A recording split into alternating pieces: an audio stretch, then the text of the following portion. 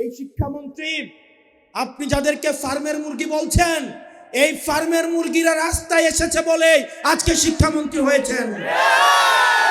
এই ফার্মের মুরগিরা রাস্তায় নেমে এসেছে বলেই শিলং থেকে এসে সংবিধান বিশেষজ্ঞ হয়েছে। এই ফার্মের মুরগিরা রাস্তায় এসেছে বলেই আজকে লন্ডন থেকে এসে বাংলাদেশের প্রধানমন্ত্রিত্ব করছে। এই শিক্ষার্থীরা যদি রাস্তায় নেমে দৃঢ় অবস্থান নেয়, আপনার পাটাতন যে শক্ত না, এই অর্ধবেলা আন্দোলনে সেটা বোঝা গিয়েছে। আমাদের একজন শিক্ষামন্ত্রী আমরা পেয়েছি, স্ট্যান্ড বাজিত উস্তাদ এবং টেন্ডার বাজিত উস্তাদ। ক্যামেরা স্ট্যান্ড বাজি, পিয়ার স্ট্যান্ড। মাননীয় শিক্ষামন্ত্রী সব জায়গায় গিয়ে বলে নকল আর চলবে না। 2026-এর শিক্ষার্থীরা আপনাদেরকে দেখিয়ে দিচ্ছে এই স্ট্যান্ড বাজি আর বাংলাদেশে চলবে না। হাঁটু সমান পানিতে, বুক সমান পানিতে 2026 সালের এইচএসসি পরীক্ষার্থীদের আপনি ডুবিয়ে ডুবিয়ে আপনি পরীক্ষা দিতে বাধ্য করেছেন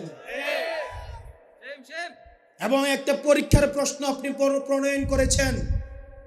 আপনি পরীক্ষার প্রশ্নের মধ্যে 2টা সৃজনশীলে আপনি ভুল দিয়ে রেখেছেন। একটা পরীক্ষার্থীর তখন মানসিক অবস্থা কি ধরনের হয় একবার চিন্তা করেন। সে যখন দেখে প্রশ্নপত্রে ভুল, সে যখন নিজে চেষ্টা করে পরীক্ষায় উত্তর মিলানো, পরীক্ষা দিয়ে এসে হয়তো বুঝতে পারে প্রশ্নপত্রে ভুল, সে যখন উত্তর মিলাতে পারে না, তখন পরীক্ষার মধ্যে কি ধরনের মানসিক অবস্থা তৈরি হয় একবার চিন্তা করেন। আপনারা একবার দুঃখ প্রকাশের প্রয়োজন বোধ করলেন না, বরং এই শিক্ষার্থীদেরকে আপনারা বলছেন মাদকাসক্ত। এই শিক্ষামন্ত্রী, আপনি যাদেরকে ফার্মের মুরগি বলছেন, এই ফার্মের মুরগিরা রাস্তায় এসেছে বলে আজকে শিক্ষামন্ত্রী হয়েছেন। এই ফার্মের মুরগিরা রাস্তায় নেমে এসেছে বলেই শিলং থেকে এসে সংবিধান বিশেষজ্ঞ হয়েছে। এই ফার্মের মুরগিরা রাস্তায় এসেছে বলেই আজকে লন্ডন থেকে এসে বাংলাদেশের প্রধানমন্ত্রিত্ব করছে।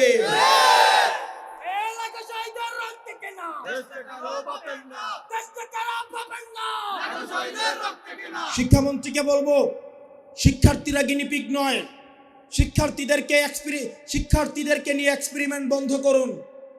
কিছুদিন পর পর একটা জিনিস ইচ্ছা হয়, আপনারা সেটা তাদের উপরে চাপিয়ে দেন, শিক্ষার্থীদের উপরে চাপিয়ে দেন। এই শিক্ষার্থীদের আপনাদের এক্সপেরিমেন্টাল টুল না, যে যখন ইচ্ছে তাদেরকে নিয়ে এক্সপেরিমেন্ট করবেন, এক্সপেরিমেন্ট ফেল করলে আবার সে এক্সপেরিমেন্ট তুলে নেবেন। কারণ আপনাদের সন্তানরা দেশে পড়াশোনা করে না, আপনাদের সন্তানরে আপনারা বিদেশে রেখে পড়াশোনা করান।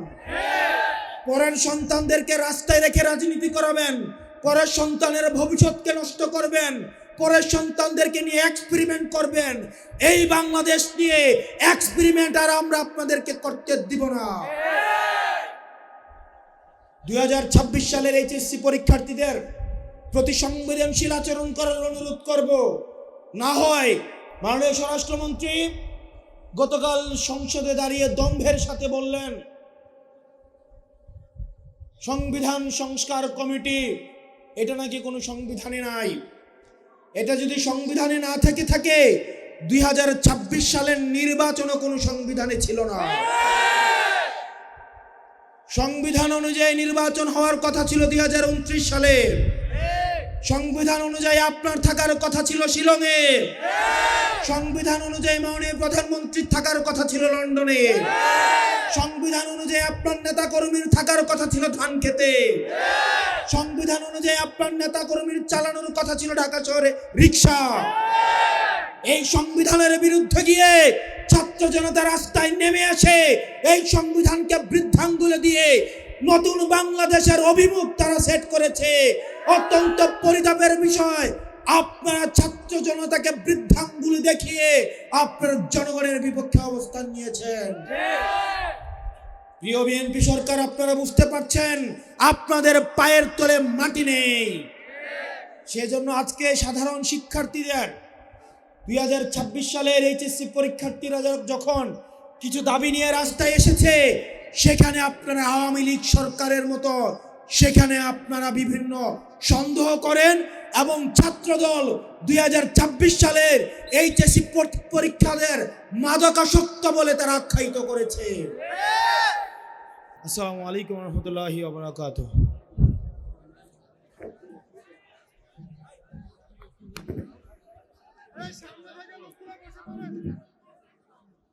আউযু বিল্লাহি মিনাশ শাইতানির রাজিম।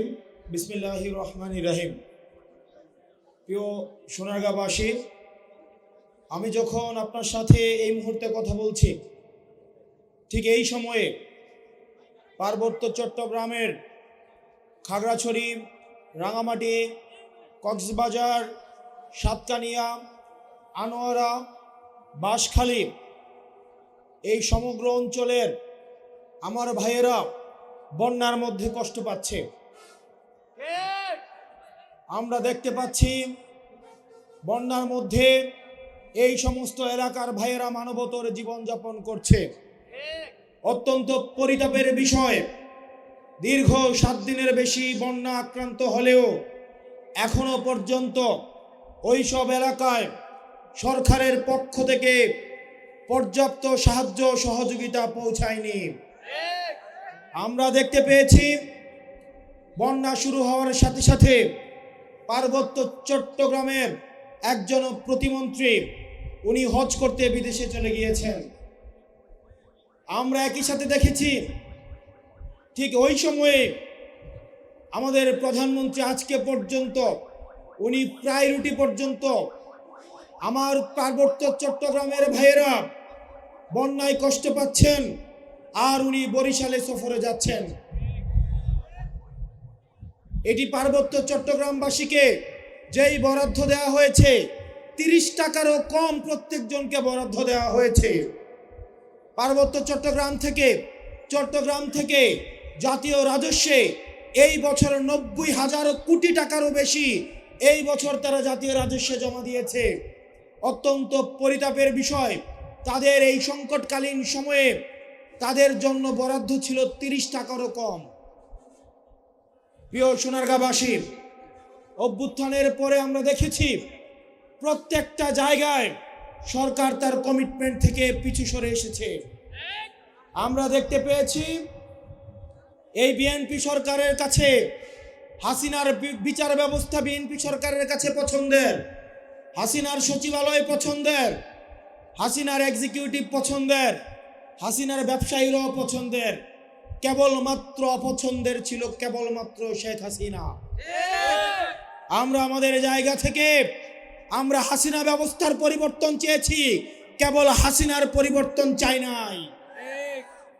এই বিএনপি সরকার এসে তারা জন আকাঙ্ক্ষার বিপক্ষে গিয়ে, গণভোটের বিপক্ষে গিয়ে তারা এমন এক ধরনের অবস্থান নিয়েছে যে অবস্থান সরাসরি আমাদের আকাঙ্ক্ষার পরিপন্থী। প্রিয় সোনারগাঁওবাসী, এই সোনারগাঁতে আমরা দেখেছি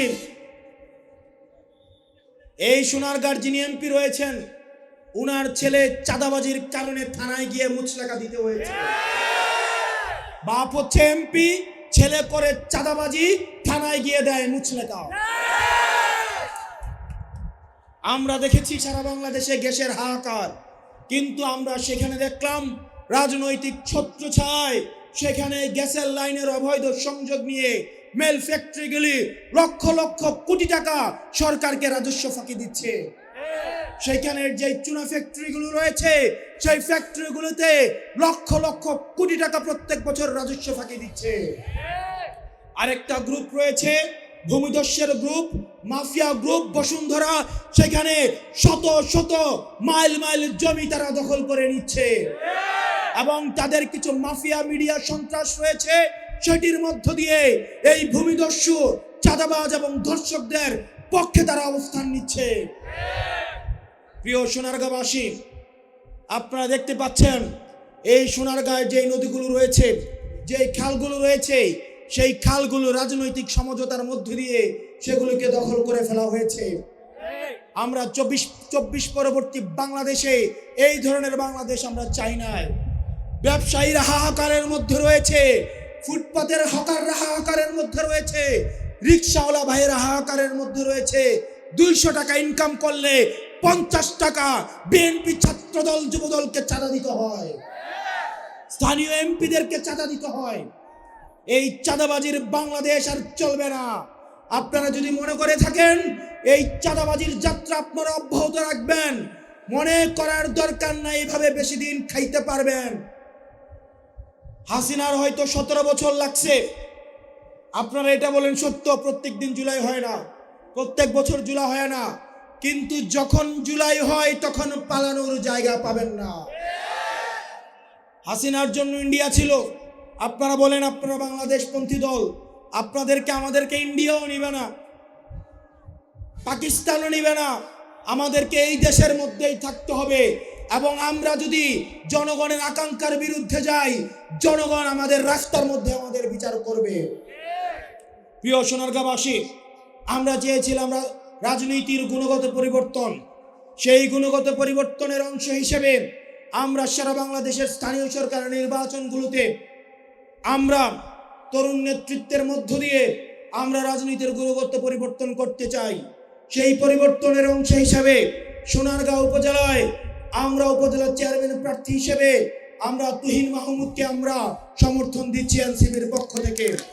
একই সাথে আমরা সোনারগাঁও পৌরসভার মেয়র হিসেবে জনাব মুস্তফা ভাইকে আমরা এনসিপির পক্ষ থেকে আমরা সমর্থন দিচ্ছি। একই সাথে আমরা পিরোজপুর ইউনিয়ন পরিষদের চেয়ারম্যান পদপ্রার্থী হিসেবে আমার ডিপার্টমেন্টের ছোট ভাই ঢাকা বিশ্ববিদ্যালয়ের শিক্ষার্থী শাকিল সাইফুল্লাহকে আমরা সমর্থন দিচ্ছি। আপনারা বলতে পারেন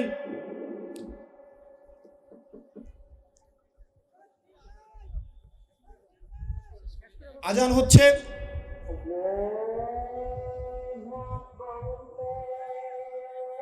করব না, এটির মধ্য দিয়ে আমার বক্তব্য শেষ করছি। আপনাদের সাথে লড়াইয়ের সংগ্রামে আপনাদের সাথে দেখা হবে। ইনকিলাব জিন্দাবাদ। সালামু আলাইকুম।